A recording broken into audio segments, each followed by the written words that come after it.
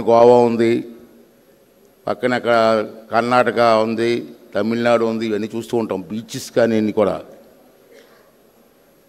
మరి వాళ్ళతో మన విశాఖపట్నానికి పెద్ద తేడా ఏం కనపడలేదు నాకు. విశాఖపట్నమే బెటర్ అనిపించింది నాకు. నీట్నెస్లో కానీ, ప్రజల తాలూకు మనోభావాలు కానీ, ప్రజల తాలూకు సహకారం కానీ చూస్తే Visakhapatnam is the best city నా దృష్టిలో.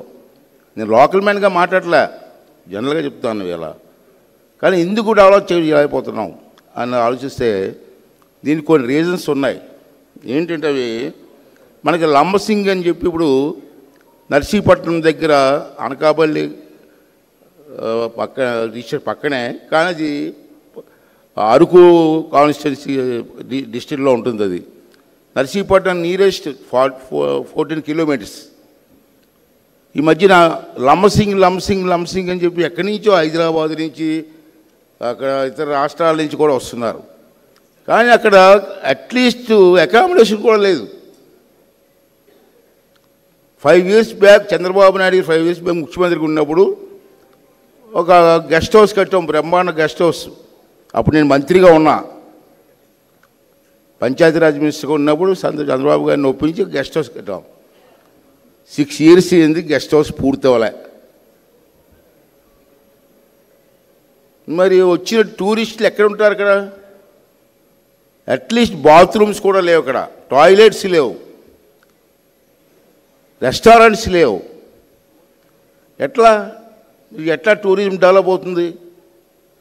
అంచేత మంత్రి గారు కూడా ఉన్నారు, సీనియర్ సెక్రటరీ గారు ఉన్నారు, కలెక్టర్స్ ఉన్నారు. కాబట్టి నేను కోరిదంటే అటువంటి ప్లేస్ వీళ్ళు చూస్తున్నారు. ఈ సీజన్లో రోజుకి కూడా మా నర్సీపట్నం పక్కనే కాబట్టి, నా విలేజ్ పక్కనే కాబట్టి నాకు చూస్తున్నా వేలాది మంది వస్తున్నారు టూరిస్టులు. కానీ అకామిడేషన్ లేదు. నర్సీపట్నంలో నైట్ హాల్ట్ ఉండి మార్నింగ్ లేచి లంబసింగ్ వెళ్ళి వచ్చే పరిస్థితి ఉంది. అంచేత ఐఎమ్ రిక్వెస్టింగ్ ది కలెక్టర్స్ కానీ లేకపోతే మినిస్టర్ గారిని కూడా ఏంటంటే అటువంటి దగ్గర మీరు అకామిడేషన్, మంచి భోజనం, అక్కడ ఉండడానికి కొంచెం ప్లేస్ కూడా ఏర్పాటు చేయగలిగితే బ్రహ్మాండంగా టూరిజం డెవలప్. పక్కనే అల్లూరు సీతారామరాజు పార్క్ ఉంది, within 20 kilometers distance. Alluri Sitaramaraju గారు మీ అందరికీ తెలిసిందే కదా, ఫ్రీడమ్ ఫైటర్. అటువంటి వ్యక్తి మరణిస్తే అక్కడ సమాధి చేశారు అప్పుడు ఆ రోజులో. దాన్ని మేము పాత గవర్నమెంట్లో ఆ పార్క్ని కొంతవరకు డెవలప్ చేసాం, పూర్తి స్థాయిలో చేయలేకపోయాం. తర్వాత గవర్నమెంట్ మారింది, పూర్తిగా స్మాష్ చేశారు. ఇప్పుడు ఆ పార్క్ని మన కలెక్టర్ గారు కూడా చూశారు, మా కలెక్టర్ గారు కూడా చూశారు. ఆమె కూడా డెవలప్ చేయడానికి చాలా ప్రయత్నం చేస్తున్నారు. అది లంబసింగి వచ్చిన వాళ్ళు తప్పనిసరిగా అల్లూరు సీతారామరాజు స్మారక చిహ్నం దగ్గరికి వెళ్తారు. Definitely they go they. Madam గారు చెప్పారు, అనకాపల్లి దగ్గర బొజ్జన్న కొండ పురాతనమైనటువంటి స్ట్రెచెస్ ఉన్నాయి ఇక్కడ. అది అక్కడ డెవలప్ చేయగలిగితే అదంతా ఒక ప్లేస్.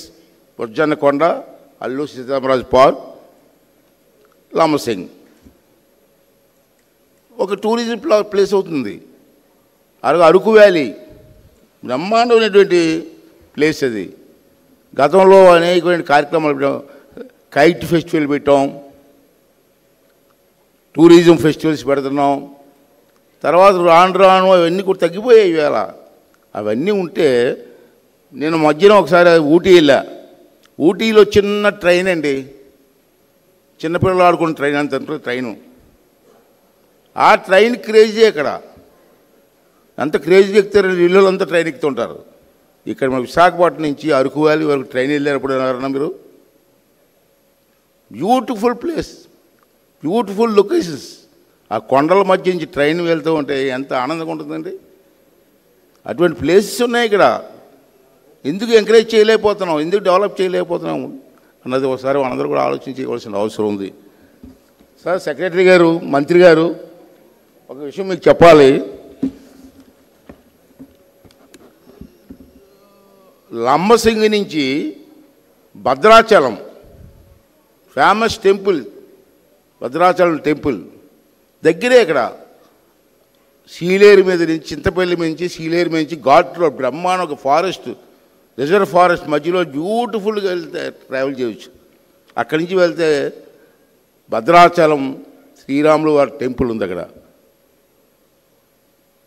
ఇవన్నీ కూడా మనం ప్లాన్గా వెళ్తే బ్రహ్మాండ డెవలప్ చేయొచ్చు. అరకులో అరకు కాఫీ బ్యూటిఫుల్ ఏరియా, అందమైన ఏరియా, లంసింగ్ ఏరియా కూడా. ఇవన్నీ కూడా మనం దృష్టిలో పెట్టుకొని చేయవలసిన అవసరం ఉంది. అదే మధ్యగా చంద్రబాబు నాయుడు గారు ముఖ్యమంత్రిగా ఉన్న ఆ రోజుల్లో సెంట్రల్ గవర్నమెంట్ R&B మంత్రి గారు నితిన్ గడ్కరీ గారు టైంలో అప్పుడు నేను R&B మినిస్టర్గా ఉన్నప్పుడు ఒక ప్రపోజల్ పెట్టాం.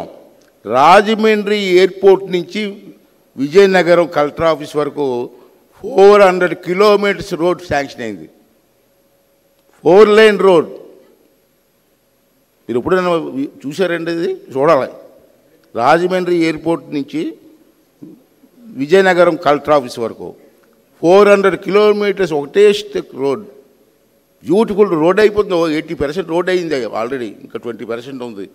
ఆ రోడ్లో కానీ ట్రావెల్ చేస్తే విత్ ఫ్యామిలీ, శనివారం ఆదివారం పూట ఫ్యామిలీస్ ట్రావెల్ చేస్తే రిజర్వ్ ఫారెస్ట్ మధ్యలో బ్యూటిఫుల్ ఫారెస్ట్ మధ్యలో నుంచి రోడ్డు వెళ్తూ ఉంటే మార్నింగ్ స్టార్ట్ అయితే ఈవినింగ్ విజయనగరం చేరొచ్చు మనం.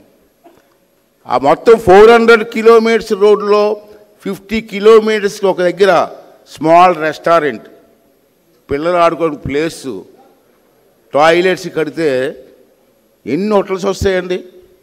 ఎంత బిజినెస్ జరుగుతుంది, ఎంత టూరిజం డెవలప్ అవుతుంది. మధ్యలో మళ్ళీ టెంపుల్ పాడేరు అమ్మవారి టెంపుల్, బ్యూటిఫుల్ టెంపుల్, బ్రహ్మాండమైన పేరున్న టెంపుల్. ఇవన్నీ కూడా కోఆర్డినేట్ చేసుకొని మనం ప్లాన్ చేయగలిగితే తప్పనిసరిగా టూరిజం డెవలప్ అవుతుంది.